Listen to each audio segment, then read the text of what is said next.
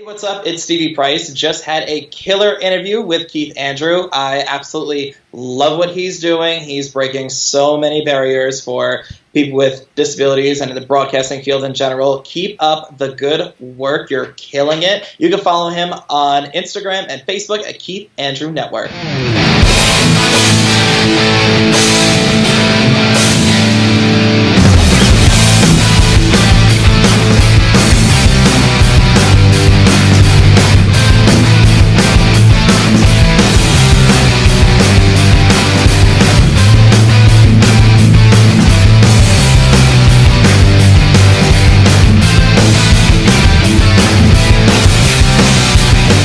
Gentlemen, welcome to Season 7. That's right, it's Season 7 of the Keith Andrew Network.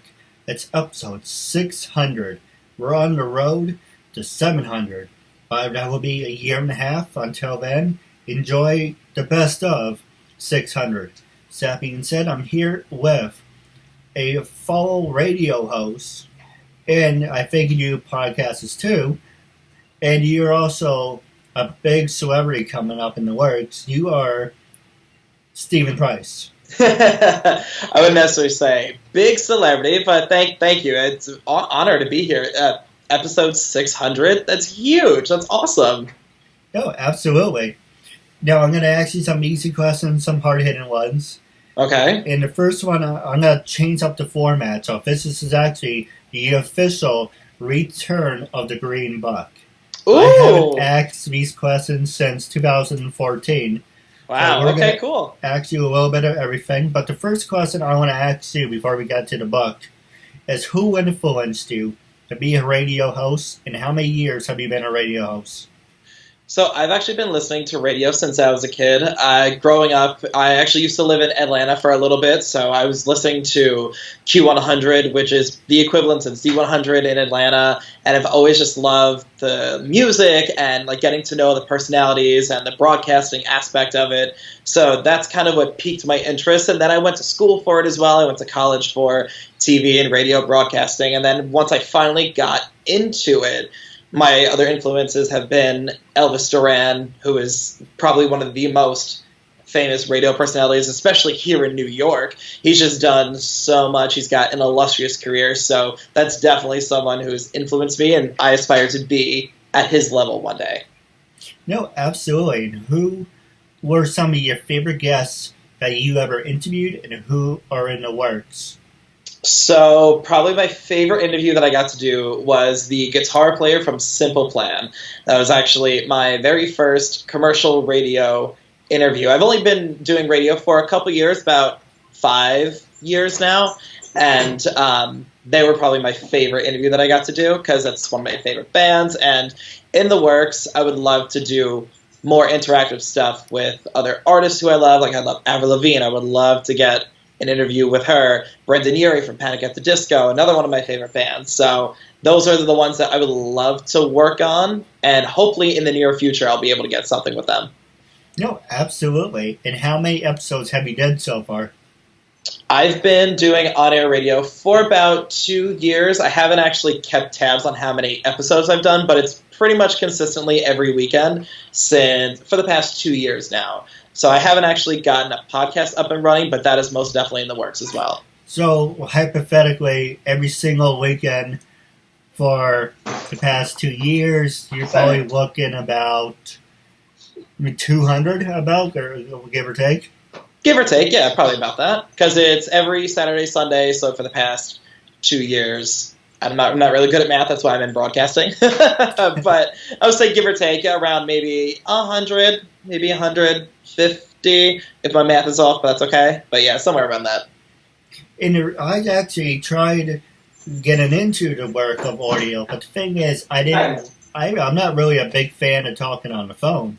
Mm-hmm. And actually having something like, a podcast. And I go back to my early years when I started my talk show, was the fact when I started, I was doing phone interviews. And okay. I was still having panic attacks and social anxiety. This is ridiculous. I'm in the room talking to myself. There's no one here. And I noticed in my last phone interview I did, I said a lot of stupid things. and I was kind of dawdling off, and I'm like, I don't want to do this anymore. That's kind of what happens sometimes, yeah. I hate talking on the phone. I have to be stimulated. I have to be doing what we're doing right now, more interactive. And I said in my last interview, I want to start doing more double interviews. I want to start doing triple interviews or group interviews. So I can change up the format. And so yeah, at the time I was called Uncensored, and I wanted to work as blog talk radio, but long story, someone else took the name of Uncensored, blah blah blah, and it was all audio. And I'm like, unless you're traveling, audio is not really going to do anything for you. Right. I mean, unless you're listening to it on your computer, surfing the email, or if you're in a car for 4 hours, okay, that's fine. But otherwise, it's kind of like, what's the point? So I wanted this to be a little more stimulated. But the next question I was going to ask you is, what are your goals going into the future for your broadcast career? For my broadcast career, like I said, I've only done it for a couple years now, so I still have so much more to learn and so much more to do. But eventually, I would like to move up in the commercial radio field. I would eventually like to become a program director or host a different time slot during the day. Like our PM drive and our morning show are the two main shows where they get probably the most listeners. That's just for any radio station. People are getting up, getting ready for work in the morning, or coming back from work in the afternoon. So I was lucky enough. I was able to host both of those time slots, and it was amazing. So to have my own slot like that would be great, or to become a program director, so I actually get to schedule all the music. I get to deal with the record labels and having more of a say in things like that, which is definitely part of my career goals. Now, the next question I was going to ask you is, how can our viewers and our listeners listen to you? Are you based in New York or California? I'm in New York. I'm on Long Island. My station is Walk 97.5. It's a Suffolk County-based station, so on your FM dial, you can hear it. 97.5 is the frequency, or we have an app you can download. Just look up Walk 97.5 on your Android or iPhone, and of course on the website as well, walkradio.com. And I'm on every Saturday and Sunday. Now, have you ever thought about having video along with your audio? I have been. I've been trying to kind of play around with that, even just little short spurts of video on, Instagram or Facebook. Like I'll do breaks and I'll record them on my phone. If it's fun or interactive, I like to get people who call in. I like to talk with them. I put them on the air. It's fun. And I know videos also draw in more of an audience. And audio as well does that, but I feel like when there's something visual, that just kind of pulls people in. So I'm definitely trying to work more of that. No, absolutely. And if it's a possibility, I would love to be interviewed by you. Yeah, absolutely, for sure. Now, the next question I was going to ask you, I saw that you were a wrestling fan. Mm-hmm. Who were some of your favorite wrestlers, and what were some of your favorite moments? Oh, favorite wrestlers. Growing up, one of my favorite wrestlers, obviously The Rock, Stone Cold, Triple H. But then later on down the line, I loved Matt and Jeff Hardy. I'm also a big follower in women's wrestling, so Trish Stratus, Lita, that whole Attitude Era, Ivory, Sable, Jacqueline, those were, there's even still to this day, Eddie Guerrero, still my favorite wrestlers. And my favorite moment probably was when I got to go to my very first WrestleMania, which was WrestleMania 29, which was at the MetLife Stadium. And another one of my favorite moments was when I got to go to the first ever all-women's pay-per-view, WWE Evolution, which was in this past October, right here on Long Island, which was monumental. So those are two of my favorite wrestling moments. Now, the next question I was going to ask you is, because you keep hinting towards this, where on Long Island are you based? Where do I live? Well, I live... Yeah. Well, pretty much I'm as far west into Nassau County before you can hit Queens. Well, that sounds so bad. My grandparents used to be in Seaford. Oh, okay. Yeah, my parents used to be from Massapequa. Okay, cool. I know both those towns very well. I drive through them every day. And my friend, before she passed away, Ashley Mazzaro, she was in Smithtown. Yes, I was close with Ashley. We grew very close over the past year or so. Well, I like to do a little shout out for her and remembering, if you don't mind. Do you have any funny stories you like to share, or how you want to remember her? I just remember her bright, happy, infectious personality. We spent the weekend for WrestleCon together. We went into the city. We did the convention together. We went with her to an event later that night in the city. It was probably one of the best nights of my life. And just even when she worked, because she also worked at the radio station with me as well. So just seeing her just so happy to be involved, it made me feel so happy to see such a bright light around her. So that's definitely something I keep very close to me. No, absolutely. And I return in the favor. When I first, don't mind me, I'm trying to get comfortable. When I first met her, I was like, okay, so this goes back to my talk show, and long story short, a lot of people ask me how it got started and everything, and it goes back to my 21st birthday, even though it does sound pretty retarded, but the reason for that is, okay, you turn 21, people say, you turn 21, might as well have something special in your life, you might as well do something. Some people drink, some people smoke, or some people get a tattoo. Some people get a tattoo in their middle of their forehead or whatever. And so I'm like, all right, if I have to die one day, I would like to have a couple famous friends. And easier said than done. So I was told to go blank myself. Keeping it PG-13. How am I ever up? Because I want to get more sponsors, so I need to start cleaning it up. How it used to be, I used to throw shit against the walls, he was sticks. Okay. So, yes, it is still uncensored freedom of speech, self-expression, but I'm keeping it along the lines of PG-13. But I was told to go F myself. I was told to go F off. I'm a lowlife. I'm a parasite. We don't deal with people like you, blah, blah, blah. And it's funny enough, one of those people was Tyson Kidd. I think it was Tyson Kidd. I'm not really sure. Whoever had MySpace at the time. They said it was a real person, but I'm not really sure. But I actually met Tyson recently. He was really nice. So even if it was him, I do forgive him and I do apologize because I'm not the same person who I was when I was 21. I'm now 31, so 10 years. But whatever.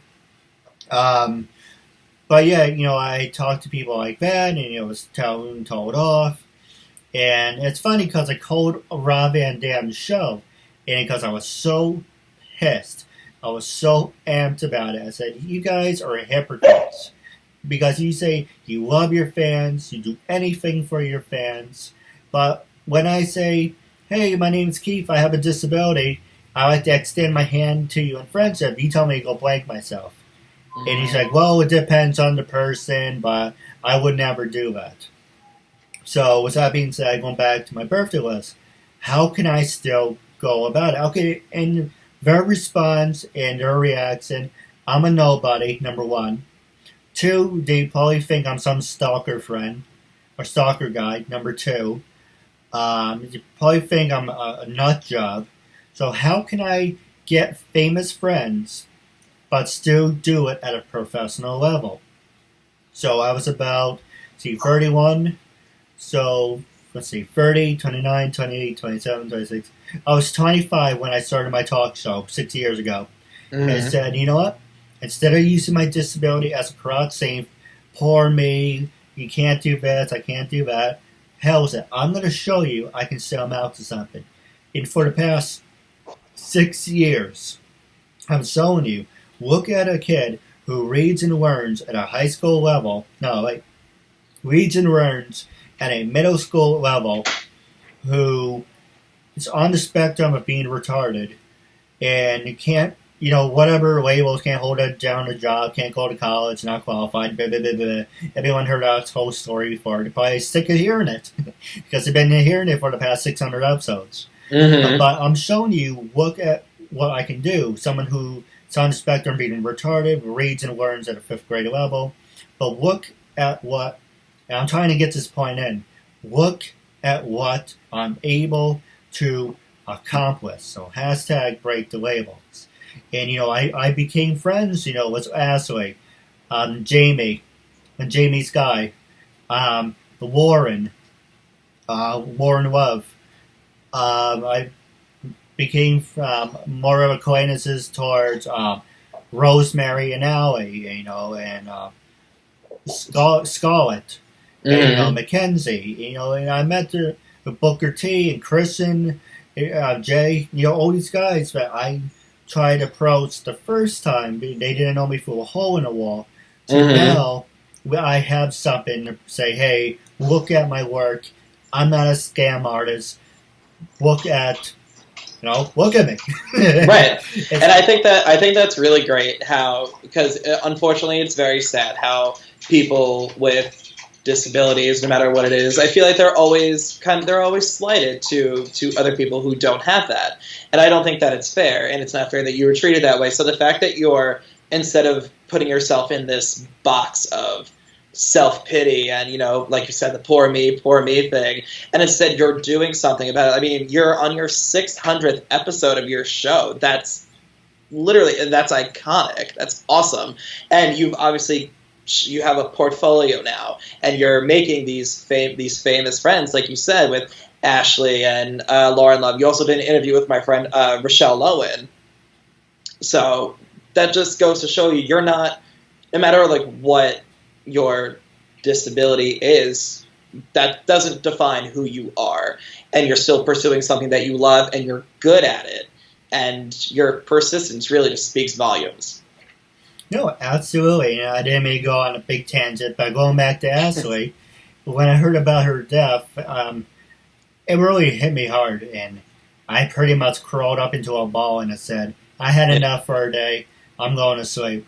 Yeah. And I have her picture hanging over my bed. Of course, my brother had to say that to her. Hey, why don't you tell Ashley about that picture you have of her over your bed? And she looked at me. And I said, let me clarify what he said. Before he thinks... It's not what you think, I promise. Yes. And she looked at me like I was a creep, and I said, it's not what you think. Remember the first time that we met? She said yes. Remember I asked you for a personal message? Yes. That's what I have hanging over my bed. And if you saw my Instagram, I have that picture. And of course, over my bed, I have Ashley's personalized picture. I have Melina Perez. I have Rosemary and Allie. I would have asked Jamie, but I didn't want to impose because I just asked Melina. I didn't want to do the same thing. But maybe down the road, Ashley, Jamie would do me a personalized. But I have her autograph. Said to Keith love Jamie, Sky or whatever. But I don't. The reason I'm using their real names is I don't want them to think I'm an obsessed wrestling fan. I'm trying to build that gap, saying I'm talking to you as a human being. As a person, not just fan to wrestler. Yeah. I get that. But what I'm going to say about Ashley is when I met her, so trying to think without having my disability kick in. First person I ever met was Melina Perez. Mm-hmm. And then I met Velvet, who I know as Jamie. I met Jamie and Melina on the same day, and they were really nice. A couple of weeks later, a month later, Ashley came. And as I said to Melina and Jamie, I extend my hand to you in friendship. Like with you, how I invited you to be on the show, I extend my hand to you in friendship. And the dog agrees, apparently. But with that being said, lost my train of thought because the dog was barking. So when I approached her, I said, I want to extend my hand to her. It's a friend. And that summer, I got a tiger's eye. So I go, oh, it's a necklace, but I turned it into a keychain. So I said, it's very nice to meet you. It's an honor and privilege. And I have a peace offering I'd like to give of you. And I gave Ashley, the tiger's eye. She looked at it like, I'm not hitting on you or anything. I wanted to offer my hand to you in friendship, and I wanted to give you a token of my appreciation in return. So that the picture I was telling you about, I told you, I was surprised. I said, is it okay if I get the personal message? And I can show you ones I posted on Instagram. It says, to Keith, you're an inspiration, you're a rock star, keep up the good work. And that picture I have hanging over my head over every night, because that means a lot to me. And the second time I met Ashley, it was kind of a little standoffish, because it's like, she thought me just as a crazy fan. Or maybe I am just a crazy fan. But she probably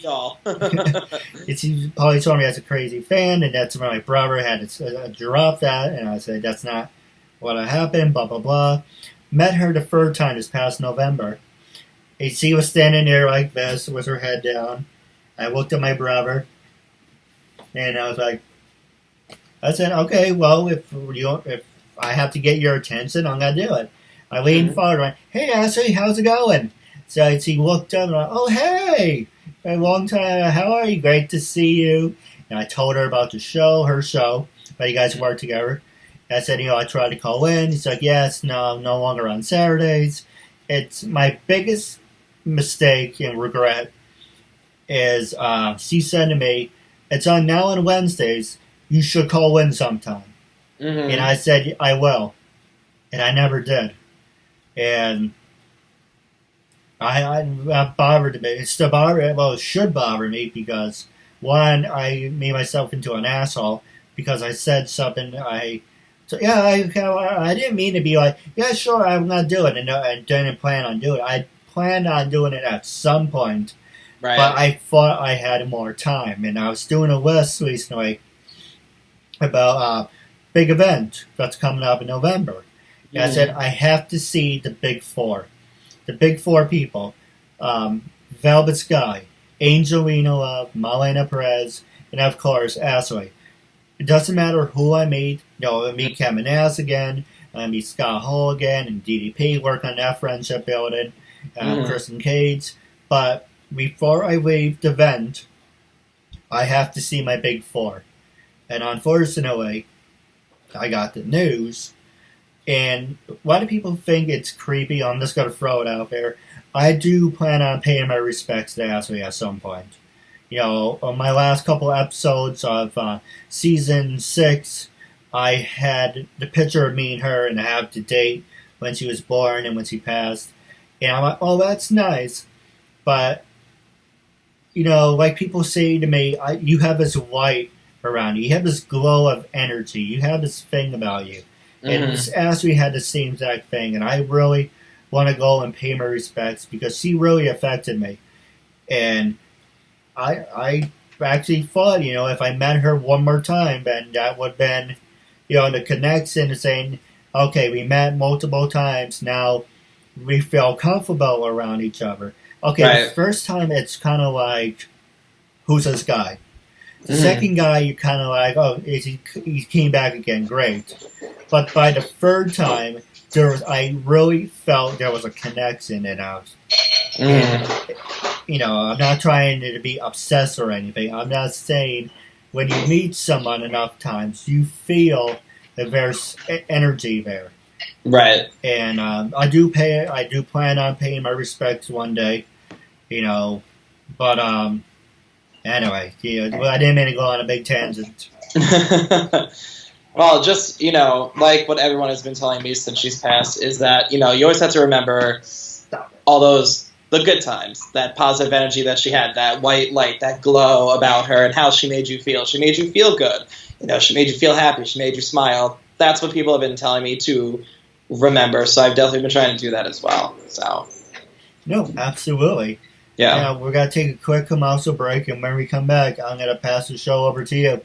Cool. Hi, I'm Taylor Kilgore. Hello, I'm actress producer Sandra Justice. Oh, I'm Sakina. Hey, I'm Allison Steele. I'm Ann Wells. Hey, I'm Carolyn Minton. Hi, it's Mimi Chin. This is Rebecca L. Mahan. Hi guys, this is Danielle Claire. Hi, I'm Devin Nelson. Hi, I'm Stephanie Herrera. Hi everyone, I'm Giovanna and Hi, I'm Giovanni Espiritu. Hi, I'm Jennifer Elizabeth Masters. Hi everybody, my name is Jewel Colwell Bolt. Hi, I'm Julia Brothers. Hi, I'm Laura Saltman. Hi, I'm Annika Skiva. Hi, I'm Bailey Heath. I'm Enchanter Shane. My name's Amanda Corey. Hi, I'm Megan Gillette. And I'm Berkeley Pickle. I'm Briley Williamson, and I'm Gabby Possible. Carly Geisler. Hi, I'm Brigitte Kingsley. And This is Dr. Christina. Hi, my name is Jacqueline T.D. Huynh with Integrative Mind. This is Jillian Michelle Johnston. Hi, I'm Kelsey Kinsley. I'm Carrie Zane. Hi, my name is Kimberly Michelle Doherty. Hey, I'm Laura Menino. Hi, I'm Deborah Jensen. I'm Linda Collins. Hi, I'm Marissa Joy Davis. This is Michelle Wong. I'm Nancy Rose. My name is Brandy Hunt. And hello, my name is Raven Nguyen. Hi there, my name is Giovanna Vidal. Hi, I'm Monica Thomas. Hi, I'm Paisley Blackburn. I'm Ashley Burgess. Hi, my name is Jeanette Abney. Hi, I'm Sharon Spank. Hey, this is Samantha Moore. Hi, I'm Melody Jones. Hi, my name is Becky Yee. Hi, you're watching the Keith Andrew Network. Ladies and gentlemen, welcome back to episode 600. That's officially 600 of the Keith Andrew Network. I'm here as a good friend, Stephen Price. I just want to say thank you for sticking with us. No problem. Thank you so much for having me. I'm having a blast. No, absolutely. That's the whole point of the show. Supported a good cause, making a new friend out of it, and it's a win-win. Now, before I pass the show over to you, there's one more question I do want to talk to you about real fast.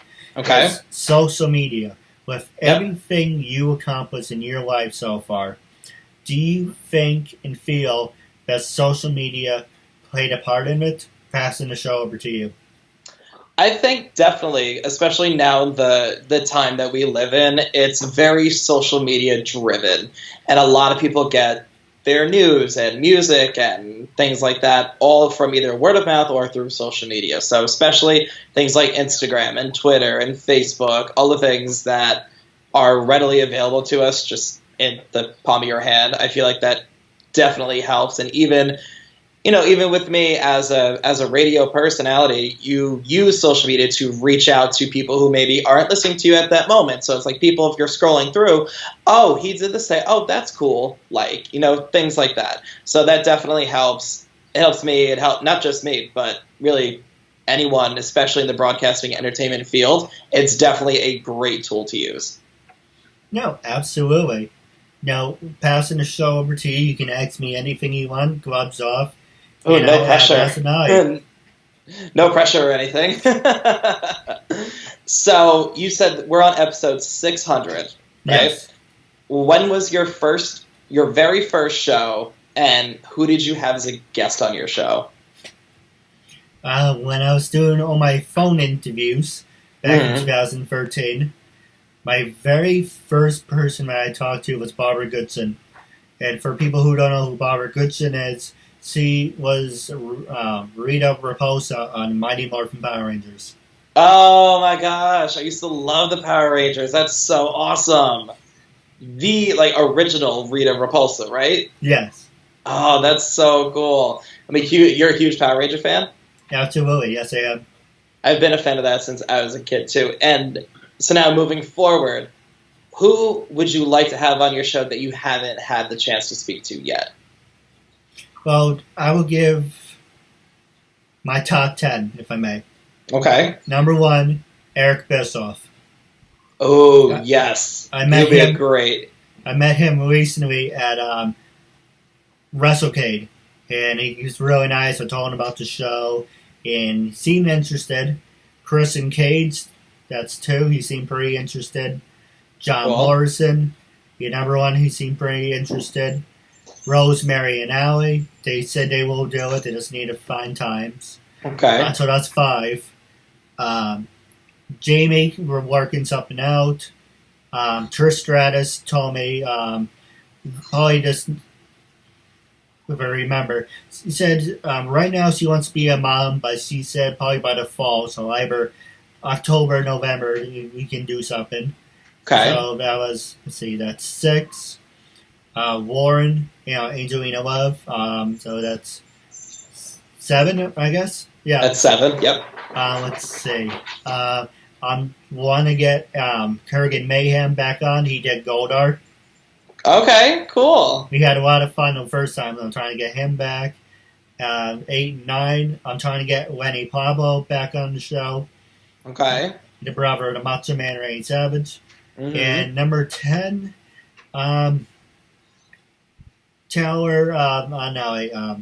Caesar, knockout women's champion, Valkyrie.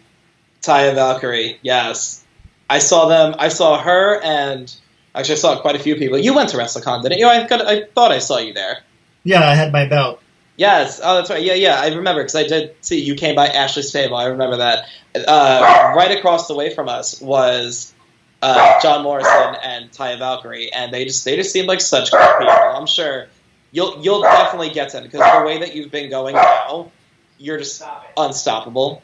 So, like I said, you're on episode 600, and you're probably going to do another 600 episodes, getting all 10 of those people that you mentioned, and probably so much more. So I did look at your Instagram also. I know you also like interviewing other actors and actresses and other entertainers. So your scope is just getting bigger and better just from here on out. So again, I give you so much credit, and I commend you so much, because what I like about you is that you're very persistent.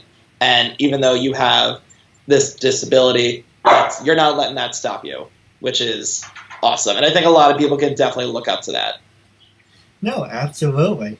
It's funny. My goal recently was my biggest mistake was not making a fan base when I first started.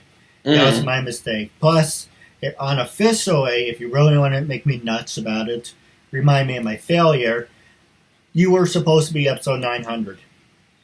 But, in the long story about that, people are making a lot of threats to me, blah, blah, blah, blah. So I did 300, and that's when I said I was originally called Uncensored. Took it down. I said, screw it. I'm going to come up with something better. I'm paying for the name Keith Andrew Network. Might as well use it. I went back to everyone who I ever interviewed and said, here's a permission form. Do I have permission to use your interview? Blah, blah, blah. They do. I don't care if they blow wooden nickels out of their ass.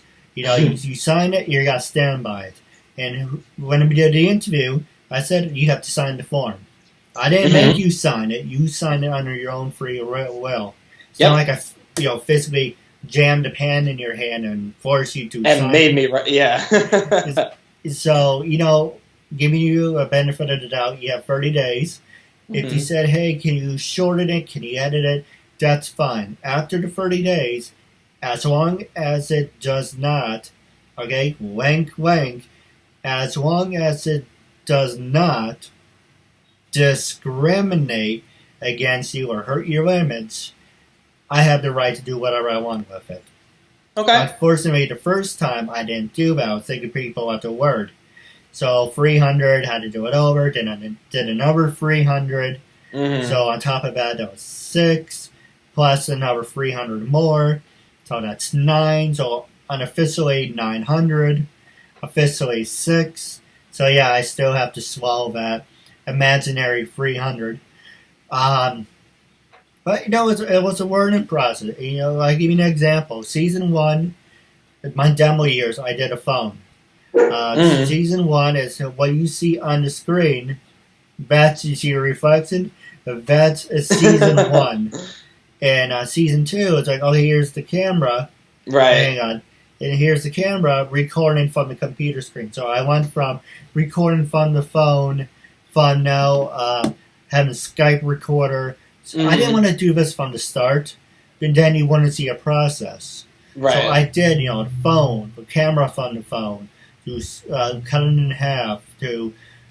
I know, there's a process. I didn't want to be like, oh, hey, I'm a talk show, I have a disability. Ah! I didn't want to do that. I wanted to show you, because I did this all by myself. No one had been criticized by friends and family, mostly family. Look at what I'm able to accomplish. But with that being said, I do have a couple questions for you going off the air. But first one I'm going to ask you is, how can people follow you in social media? Are you on LinkedIn, Facebook, Instagram, or any websites that we don't know of that you would recommend? Definitely on Facebook and Instagram and Twitter. My Instagram and Twitter are Stevie Does Radio, and my Facebook is facebook.com/Stevie Price Radio. So they can follow me on those platforms. No, absolutely. And I will have your Instagram on the bottom of the screen. And are you on YouTube? No, I'm actually not on YouTube. I'm working on getting between a podcast and a YouTube channel that's currently in the works right now, so I'm getting all those kinks worked out. But soon, definitely soon. And as I mentioned before, I'm on Facebook. I wanted to get 1,000 on my fan page, and now I have that. On my Twitter, I wanted 1,000 and have that. Instagram was my latest obsession for the past 2 years and a half. Finally got that. Now I made my YouTube account again because I'm not doing anything stupid with it. That's my main focus right now. I want to be more subscribers, and I want to get more views and get myself out there. So YouTube's my main focus right now. But social media, it pisses me off that there's kids like JoJo. Okay, I was gonna say it does piss me off, but in her defense, JoJo has Nickelodeon behind her. So okay, so Nickelodeon, big thing. But there's this kid, and the dog agrees. Again. And there's something called Ryan's World, and where a 6-year-old reviews toys. I mean, I can do that too. Or hell, my cat can be the next grumpy cat and knock over the toys he doesn't like. But that's the fact. The 6-year-old is making millions of dollars, and I'm struggling to get my feet off the ground. It's kind of like, I don't understand.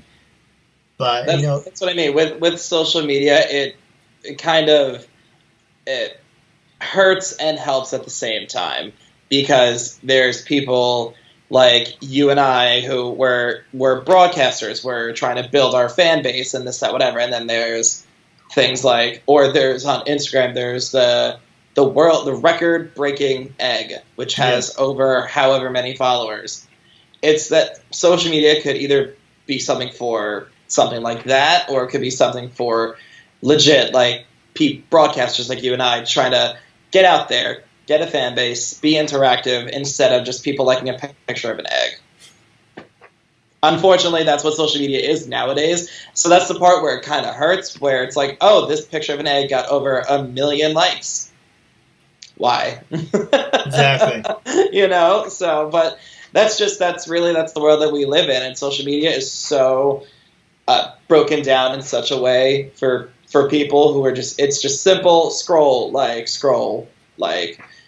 So the pure content that you're trying to put out there, I can understand why it gets overlooked, because a lot of people, especially the younger people who are just looking for whatever the coolest thing is now on Instagram, they may not appreciate it as well as other people would. But just know, I know you have fans. I know there are people who appreciate it. And I appreciate what you're putting out there, because it's just like dope work. It's awesome stuff that you're doing.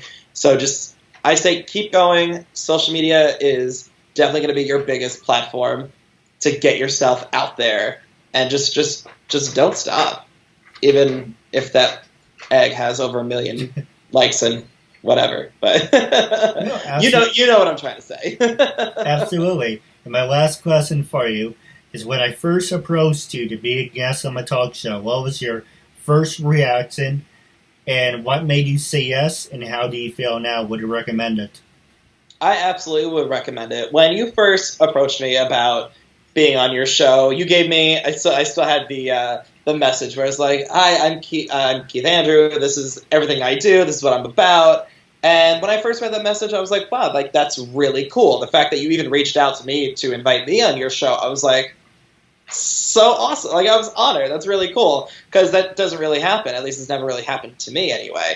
So I felt really honored about that. And reading it, and I looked at your Instagram and seeing what you were about and the stereotypes that you're trying to break, and just kind of like burst out of that box, if you will. I was more than happy to be a part of it. And I'm, again, so happy to be a part of your show. I will absolutely come back on again at another point in time. I would love to interview you, and this way we'll flip it around, and then I'll interview you more. And, again, I stand by it. I'd absolutely do it again, and I would for sure recommend it. No, absolutely. Now stay tuned for Off the Air. I do have a couple questions for you. But Cool. Wrapping up, it was a real honor and privilege having you as a guest, and I'm looking forward to part 2 down the road. Likewise. Me too. Thank you so much for having me.